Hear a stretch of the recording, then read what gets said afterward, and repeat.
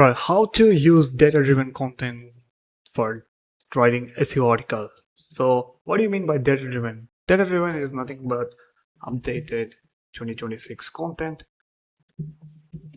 and examples and writing people's first content.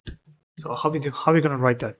So we're gonna simply use, let me just go to the ChatGPT, and here, so you can see I have given a prompt which is write a blog post of 500 words about a trip to Vatican City, and it has just written, but this is all much of an AI influence.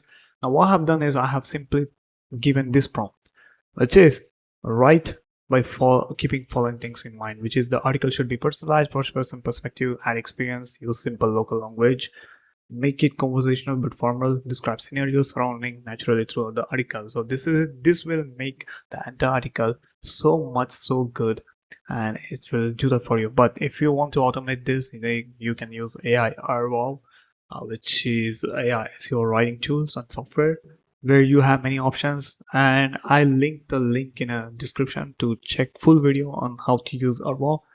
And yeah, catch you on the next one.